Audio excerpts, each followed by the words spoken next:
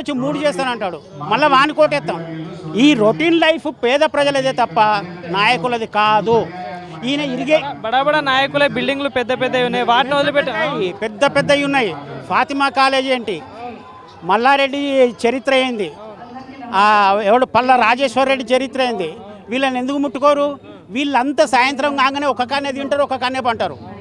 ప్రజల్ని మోసం చేస్తారు. ప్రజల ముందరికి వచ్చి వీడు వాడు పిడికిలు బిగించి ఒకరిని తిట్టుకుంటాడు. సాయంత్రం కాగానే ఒక కానే కూర్చుంటారు, ఒక కానే తాగుతారు, ఒక కానే పంటారు. మళ్ళీ నేను నిన్ను తిడతా, నువ్వు నన్ను తిట్టు, నువ్వేమనుకోకు నేనేమనుకోకు. ఈ మధ్యలో ప్రజలు అనే వాళ్ళు ఉన్నారు కదా, వీళ్ళు ఫూల్. ఓట్ల కోసమే, కేవలం ఓట్ల కోసమే. ఈ 1000కి 2000కు 3000కు ఆశపడి ఓట్లేసినన్ని రోజులు ఈ నాయకులు ఇట్లనే ఉంటారు, మనం ఇట్లనే ఉంటాం. ఏ డెవలప్ జరగదు. ఏం చెప్తారు సార్ ప్రభుత్వం ఒకవేళ చెప్పాలంటే మీ ద్వారా ఏం సలహా ఇవ్వదలుచు? ప్రభుత్వానికి ఒకటే చెప్పేది, పేద ప్రజల కడుపు కొట్టకు. పేద ప్రజలు వాళ్ళు కూలీ నాలి చేసుకొని చిన్న చిన్న పైసా కూడబెట్టుకొని ఊర్లలో ఉన్న ఆస్తిపాస్తులన్నీ అమ్ముకొని నా కొడుకు ఇక్కడ బాగుపడతాడు కదా అని చెప్పేసి వాడి చేతిలో పెడితే వాడు ఇల్లు కొనుక్కున్నాడు. నువ్వు ఇప్పుడు ఆ ఇల్లు కూలగొడితే అక్కడ నాకు లేకపోయే ఇల్లు, ఇక్కడ వీనికి లేకపోయే ఇల్లు. ఎక్కడ? నా వయసు 71, నేను ఎక్కడ పోను చెప్పండి. ఇటువంటి చరిత్రహీనులుగా మారకండి. చరిత్ర పురోభివృద్ధి. మనం గాంధీ, నెహ్రూ, సుభాష్ చంద్రబోసు, వల్లభాయ్ పటేల్ వాళ్ళ పేర్లు వాళ్ళకు ఇప్పటికి పాదాభివందనం చేస్తున్నాం.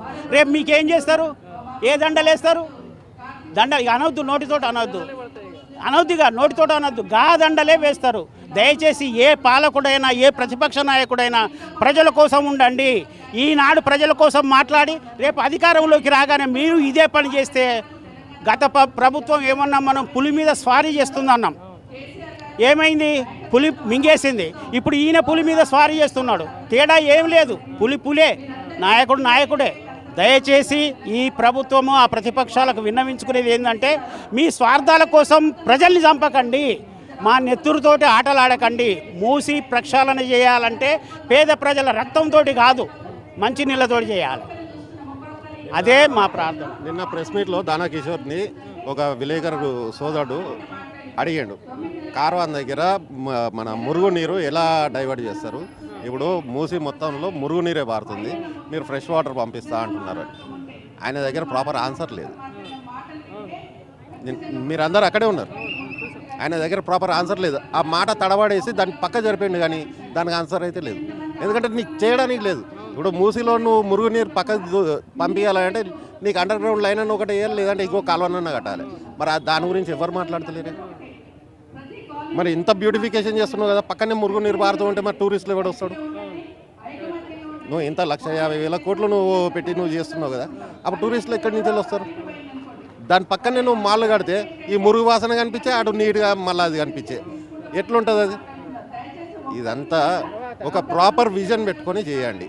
ఇప్పటికీ కూడా రేవంత్ గారికి నేను ఒకటే విన్నవిస్తున్నా, మీరు ఇది బ్యూటిఫికేషన్ చేస్తా అంటున్నారు, చేయండి. కాకపోతే దాంట్లో మమ్మల్ని ఉన్న వాళ్ళను ఒక ప్రాపర్ వేలో అన్యాయం చేయకుండా మంచిగా చేయండి.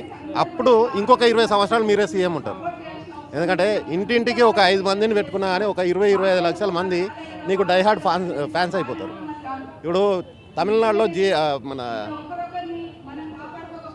జిఎం